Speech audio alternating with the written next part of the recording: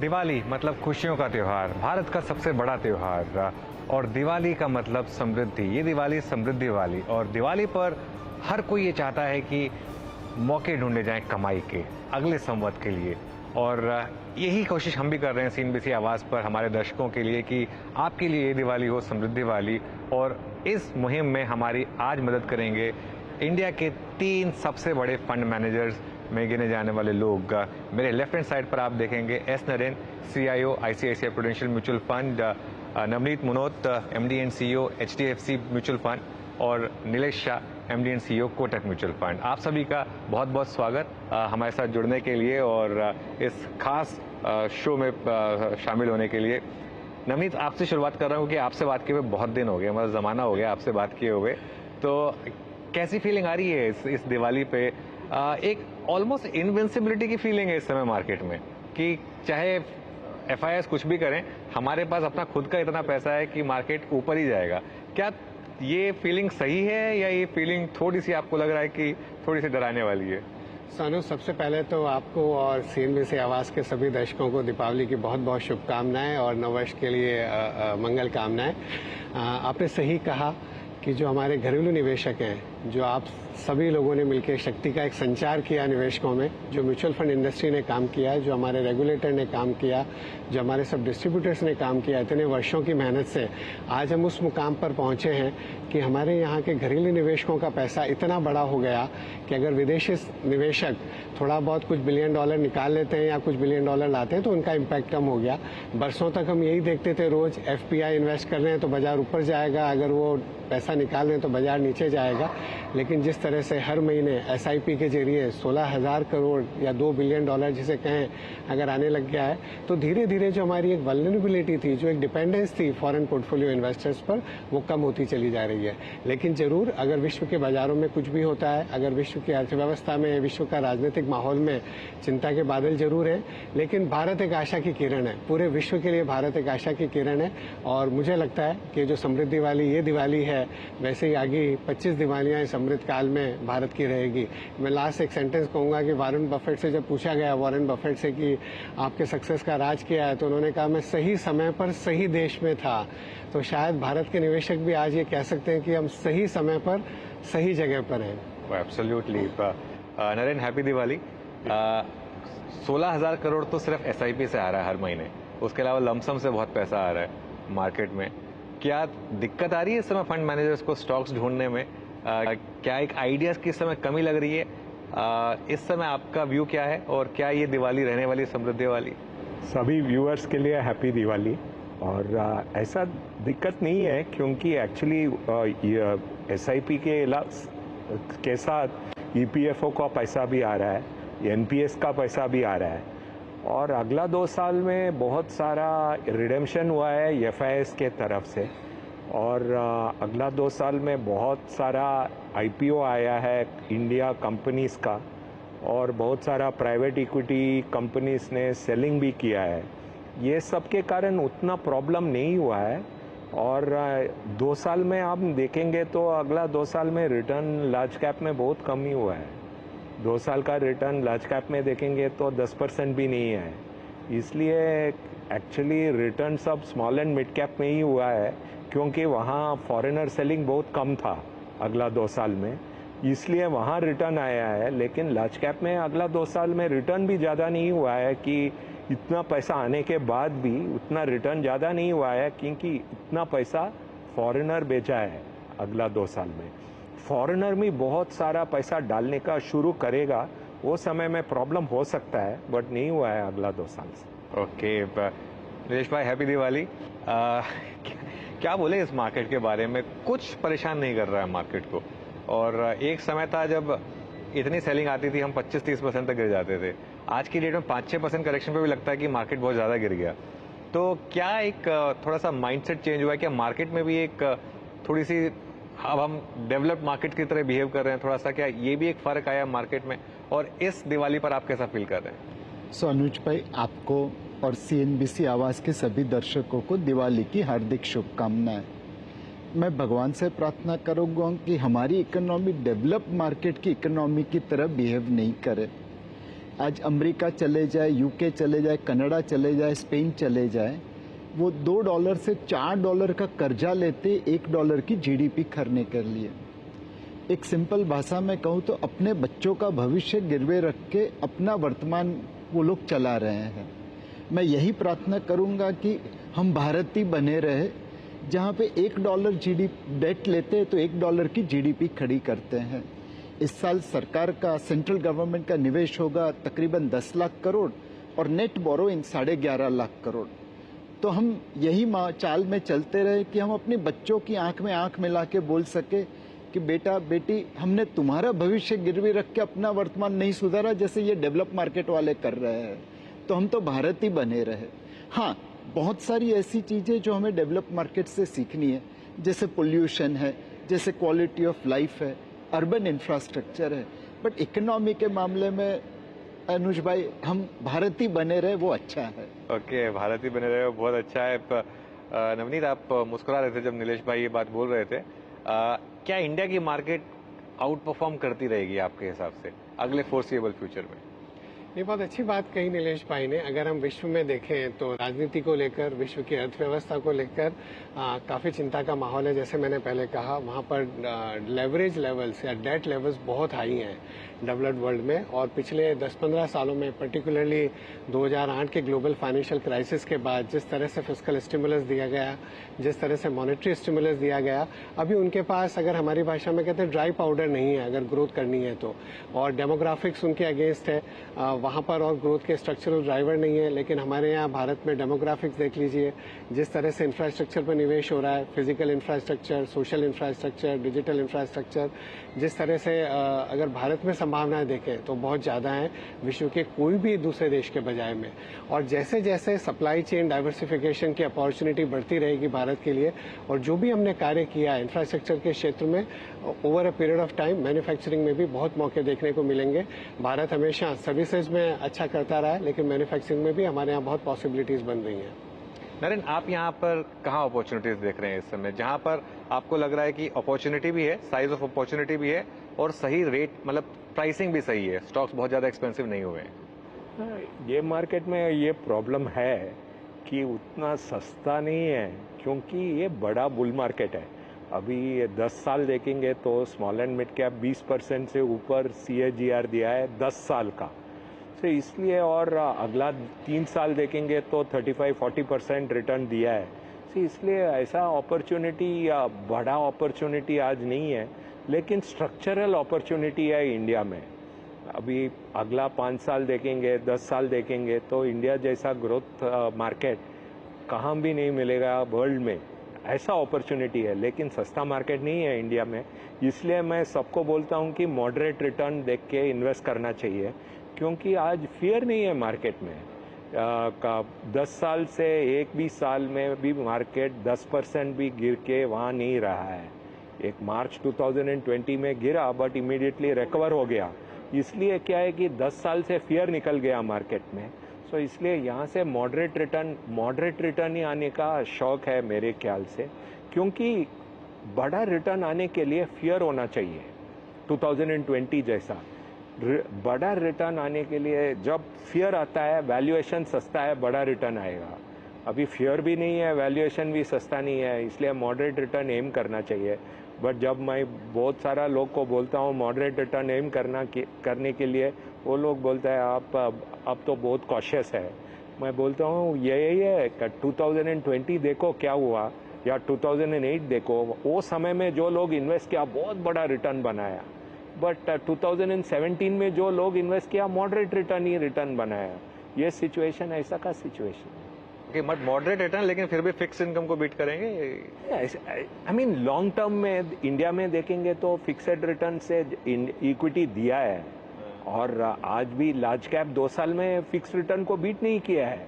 इसलिए large cap में क्यों नहीं बीट कर सकता है अभी इन्वेस्ट करेंगे तो, यही मेरा व्यू है। क्योंकि 2 साल में large cap has delivered lower return than fixed income, mid and small cap ही फिक्स्ड इनकम को बीट किया है। इसलिए अभी लार्ज कैप में इन्वेस्ट करेंगे तो स्कोप है, क्योंकि 2 साल already fixed income large cap से ज़्यादा रिटर्न दिया है। नीलेश, बहुत सही बात कही नरेंद्र ने, क्योंकि हमारा रिसेंसी बायस होता है। हम लास्ट के 2 महीने में जो होगा उसी को मार्केट समझ लेते हैं। लेकिन पिछले 3-4 साल में अगर आप देखें, फॉर एग्जांपल निफ्टी में हम अक्टूबर 2021 के लेवल क्रॉस करने में ही हमको काफ़ी टाइम लग गया था। तो लार्ज कैप्स में आपको लगता है कि अभी भी स्पेस है, और मिड कैप्स स्मॉल कैप्स में क्या व्यू बन रहा है? अनुज भाई, सबसे अच्छी बात आपने कही कि हमारे में रीसेंसी बायस है। हम पास्ट 3 महीने, 6 महीने, 1 साल में क्या हुआ उससे बहुत इन्फ्लुएंस हो जाते हैं, जबकि हमें याद रखना है फंडामेंटल्स क्या है। हमारी संस्कृति में त्योहार एक हमेशा मैसेज डिलीवर करते हैं, एक सीख देते हैं। दिवाली के पहले आप घर की सफाई करते हैं, फाइनेंशियल मार्केट में आप अपने पोर्टफोलियो की सफाई करिए, जितना कचरा भरा है उसे बाहर निकालिए। धनतेरस के दिन पे हाँ सर, बट कचरा घर में नहीं रखते। बन गया पैसा, पैसा रखिए, कचरा बाहर निकाल दीजिए। धनतेरस के दिन आप सोना लेते हैं, सोने में आप निवेश करते हैं। जब लेते हैं तो ये सोच के लेते हैं मैं अपनी नेक्स्ट जनरेशन के लिए देके जाऊंगा। अगर उस तरह शेयर खरीदेंगे तो सोने से ज्यादा रिटर्न आएगा। आप दिवाली के दिन पे लक्ष्मी माता का पूजन करते हैं।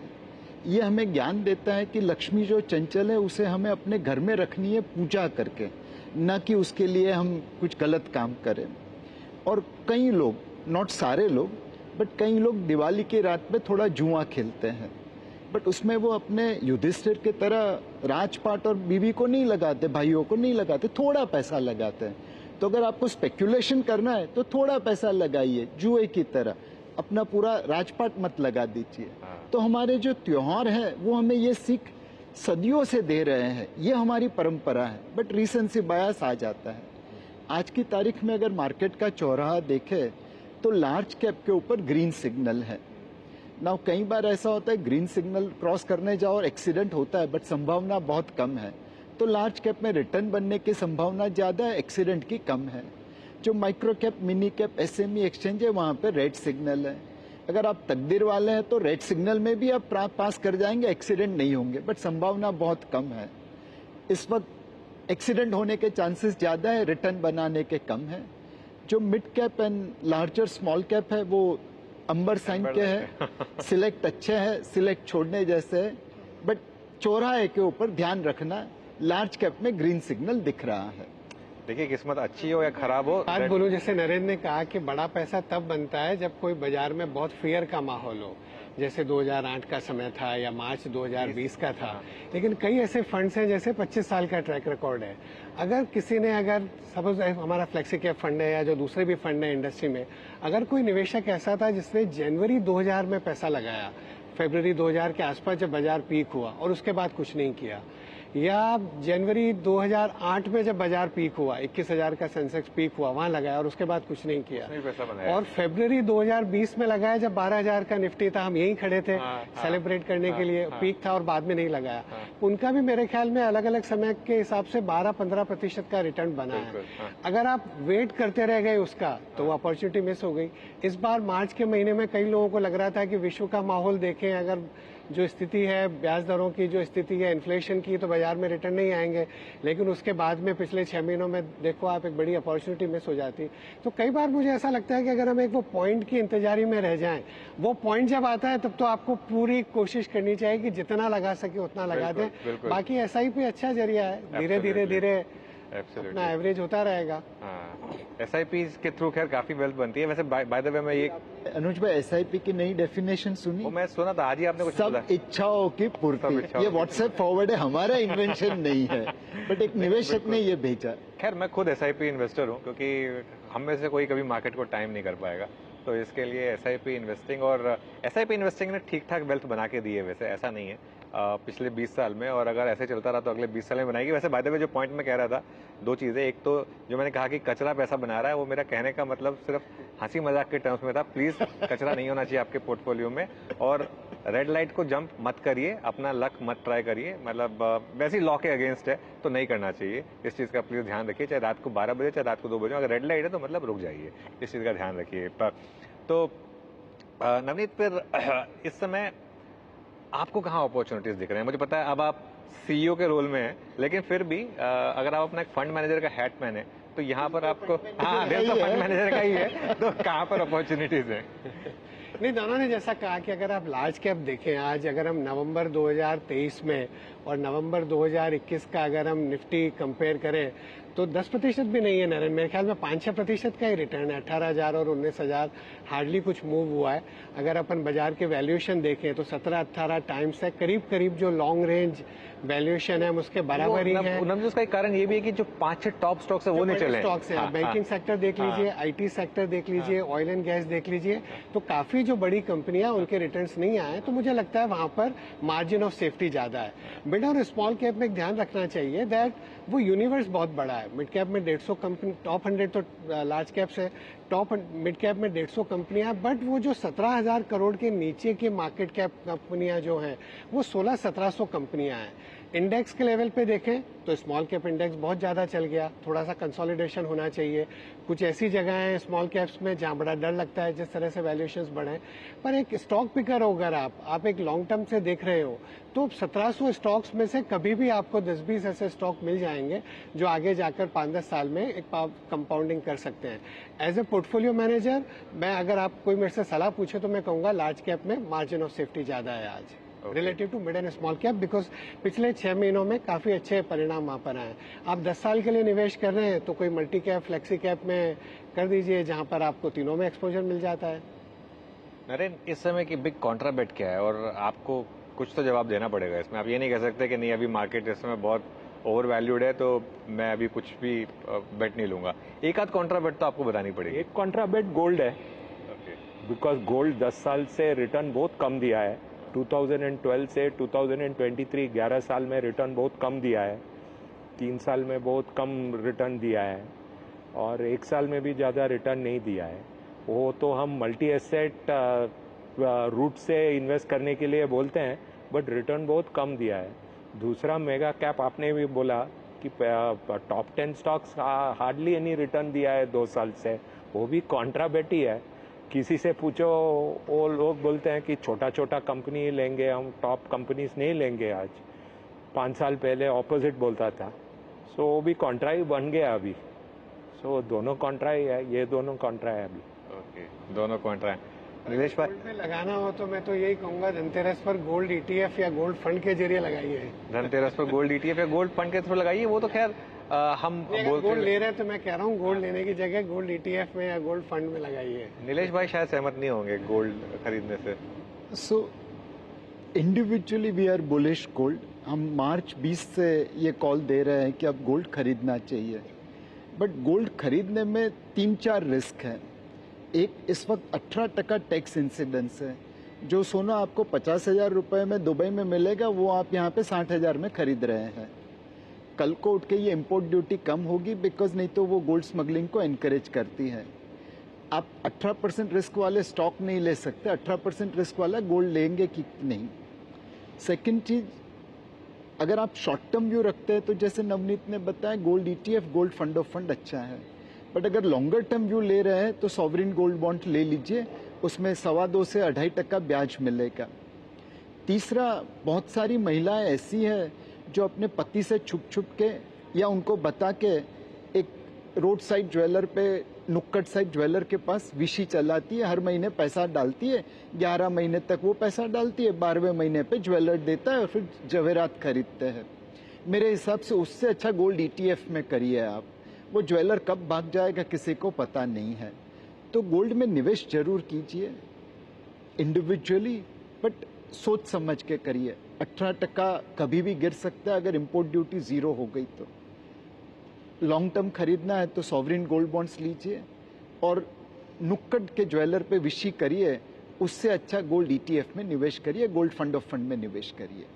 ओके, अच्छा, अब इशू क्या है कि क्योंकि हम बात कर रहे हैं फंड मैनेजर से तो इनमें से कोई भी स्टॉक स्पेसिफिक बात करेगा नहीं, लेकिन मैं एक चीज़ सिर्फ कहूँगा और वो जानना चाहूँगा कि इस बात से सहमत है या नहीं है। नीलेश भाई, अभी एक चर्चा ये चल रही है कि पिछले 5 साल सलमान के थे, अगले 5 साल ऋतिक के होंगे। ऐसा है क्या आपके हिसाब से? ऐसा होना चाहिए क्या? सृष्टि का नियम है, पूनम के बाद अमास आती है, अमास के बाद पूनम आती है। कोई चीज ऐसी तो नहीं है। अब कल देखिए ग्लेन मैक्सवेल ने कितनी बढ़िया पारी खेली। मेरे हिसाब से क्या वो नेक्स्ट मैच में वो रिपीट कर पाएंगे? कोई चांस ही नहीं है। फिर डेविड वार्नर खेलेगा या ट्रेविस हेड खेलेगा या कोई और खेलेगा। तो ये आना जाना तो चलता रहेगा। कल सलमान था, परसों ऋतिक होगा। नहीं, मेरा सवाल ये था कि निफ्टी के लिए मैक्सवेल कौन होगा? वो एक्टर ढूंढने की जगह आप फंड में लगा दीजिए ना, आपको चाहे वो ऋतिक चले या सलमान या और कोई, वो सब उसमें आते रहेंगे। वो तो खैर स्टैंडर्ड आंसर है, मुझे पता है, लेकिन क्या है ना, हमारे व्यूअर्स को ना कुछ एक्स्ट्रा चाहिए होता है। मैं ये जानने की कोशिश कर रहा था कि निफ्टी के लिए ग्लेन मैक्सवेल कौन होगा यहाँ से। जो 2-3 सेक्टर जो सबने बताया कि जो काफी अंडर परफॉर्म कर रहे हैं, private banks over a long period of time काफी अच्छा परफॉर्मेंस कर रहे थे, कुछ समय से नहीं करें, या जो भी सेक्टर्स ने अंडर परफॉर्म किया लार्ज कैप के अंदर, उनमें संभावनाएं ज्यादा बन सकती हैं। सॉरी, मैं जरा एक स्टूडियो से मुझे मैसेज आया था, तो उस पर एक थोड़ा सा डाइवर्जन ले रहा था। नरेन सॉरी, ये आपका एक व्यू रहा है पिछले कई समय से कि इन लेवल्स पर थोड़ा सा आपको बैलेंस फंड्स में भी पैसा लगाना चाहिए। तो इस समय जो व्यूअर्स आपको सुन रहे हैं, वो अगर एक एसेट एलोकेशन कर रहे हैं, तो उसमें कितना पैसा उनको इस समय बैलेंस फंड में लगाना चाहिए आपके हिसाब से? हमारा व्यू है कि मल्टी एसेट कैटेगरी अच्छा है, बैलेंस्ड एडवांटेज कैटेगरी अच्छा है, इक्विटी एंड डेट कैटेगरी अच्छा है, इक्विटी सेविंग कैटेगरी अच्छा है। ये सब कैटेगरी में इन्वेस्ट करना अभी अच्छा है, क्योंकि मार्केट उतना सस्ता नहीं है एक्सेप्ट लार्ज कैप कैटेगरी। और क्या होता है कि 2020 जैसा साल में लमसम इक्विटी में डालेगा तो बहुत अच्छा रिटर्न मिलता है, बट जब मार्केट चला है वो समय में इन्वेस्ट करेंगे तो ये सब कैटेगरी में भी रिटर्न अच्छा मिलता है, क्योंकि ये सब कैटेगरी फ्लेक्सिबल है। जब मार्केट गिरता है वो समय में स्मॉल कैप लेता है, जब मार्केट गिरता है डेट बेच के इक्विटी हम लेते हैं, to the extent SID provide करता है। इसलिए ये सब काइंड ऑफ थिंग्स कर सकता है। इसलिए यहाँ भी अगला 10 साल देखेंगे, 5 साल देखेंगे तो इन्वेस्टर एक्सपीरियंस अच्छा होता है।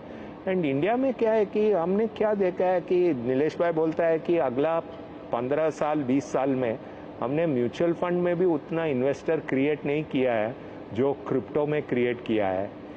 उसका कारण क्यों है कि सब लोग उतना पैसा नहीं बनाया है इक्विटी में, इसलिए हमने ये सब एसेट एलोकेशन कैटेगरीज में ज़्यादा रेकमेंड करते हैं, क्योंकि इन्वेस्टर का एक्सपीरियंस बेटर होता है। ओके नीलेश भाई, आप कुछ कहना चाहेंगे इस चीज़ को लेकर? एसेट एलोकेशन इस दिवाली पर बेस्ट क्या रहेगा आपके हिसाब से, given current interest rates, current market cycle, real estate cycle? इस समय आप क्या फ्रेश एसेट एलोकेशन करेंगे पूरी मार्केट्स में? सो अनुज भाई, आपका और मेरा एसेट एलोकेशन अलग अलग होगा, बिकॉज आपकी रिस्क प्रोफाइल और आपके इन्वेस्टमेंट ऑब्जेक्टिव मेरी रिस्क प्रोफाइल और मेरे इन्वेस्टमेंट ऑब्जेक्टिव से अलग अलग होंगे। तो एक जैसे नरेन ने बताया, इंडस्ट्री में काफ़ी मल्टी एसेट एलोकेशन फंड है, आप वो अपनी सारी की सारी चिंता फंड मैनेजर को आउटसोर्स कर दीजिए, वो डेट, इक्विटी, गोल्ड, सिल्वर उसके बीच में खुद ही एलोकेट करता रहेगा। दूसरा है कि नहीं, मुझे एक स्पेशल सर्विस चाहिए, तो आप एक अच्छे mutual fund distributor, financial advisor से मिलिए, अपनी रिस्क प्रोफाइल और अपने इन्वेस्टमेंट ऑब्जेक्टिव्स उसके साथ साझा करिए, और फिर वो जैसे बताए वैसे कुछ इक्विटी फंड, कुछ डेट फंड, कुछ गोल्ड सिल्वर उसमें निवेश करिए। इस वक्त हमारा व्यू ये है इक्विटी के ऊपर कि आप फेयर वैल्यू मार्केट में है, इक्वल वेट रखिए, ना ओवर वेट ना अंडर वेट। लार्ज कैप में थोड़ा ज़्यादा रखिए, स्मॉल कैप में थोड़ा कम रखिए। फिक्स्ड इनकम में अभी ये ड्यूरेशन लेने का समय है। 2024 सेकेंड हाफ में ब्याज की दरें कटने के चांसेस ज़्यादा है, और इस वक्त ब्याज की दरें पीक हो गई वैसा लगता है। 90% कंफर्ट, नॉट 100%। तो ड्यूरेशन लेने का ये समय है। और जैसा सोने पे नरेन और मैंने बताया कि आप ऐड कर सकते हैं, लेकिन वो 18% लटकती तलवार है आपके सर पे, कब गिरेगी वो भगवान को मालूम। ओके, बहुत बहुत शुक्रिया। अच्छा नवनीत, मैं एक चीज़ जानना चाह रहा था आपसे कि इस समय, क्योंकि आप हमेशा एक ग्रीड एंड फियर की बात करते हैं, इस समय आपको लग रहा है कि कुछ पॉकेट्स हैं मार्केट की जहां पर बहुत ज़्यादा ग्रीड हो गया? फॉर एग्जांपल जैसे रेलवे स्टॉक्स हैं या डिफेंस स्टॉक्स हैं या कुछ और स्टॉक्स हैं जहां पर आपको लग रहा है कि नहीं, अब बहुत ज़्यादा अति हो रही है, यहाँ पर इनको इतना नहीं चलना चाहिए या बहुत ज़्यादा चल गया, ऐसे पॉकेट्स हैं क्या मार्केट में? कुछ कुछ तो माइक्रो कैप और जो नीलेश भाई बता रहे थे SME for SME example. Stocks हैं, हाँ. माइक्रो कैप स्टॉक्स हैं, कुछ कुछ ऐसी कंपनियां हैं जहां पर फंडामेंटल्स इतने स्ट्रांग नहीं है, लिक्विडिटी कम है और स्टॉक्स काफी चल गए हैं। पर उसके अलावा कुछ सेक्टर जहां आपने बताया, एक डिपेंड करता है कि आपका निवेश का समय क्या है। अगर आप 10 साल के लिए देख रहे हैं और एक ग्रोथ देख रहे हैं और थोड़ा सा अगर आपने ज्यादा पी भी दे दिया, थोड़ा सा ज्यादा प्राइस टू बुक भी दे दिया, लेकिन आप वो ग्रोथ को एंजॉय करेंगे, तो एक जनरलाइज कर देना कि ये स्टॉक चल गए हैं इसलिए अब अच्छे नहीं है, ऐसा जरूरी नहीं है। कई ऐसे स्टॉक्स होंगे जिन्होंने 25, 50, 100 गुना रिटर्न दे दिया। कई समय ऐसे होंगे जब वो महंगे लग रहे थे, लेकिन अगर आपने उस समय उस स्टॉक को छोड़ दिया तो बाकी का पैसा आपका नहीं बन पाया।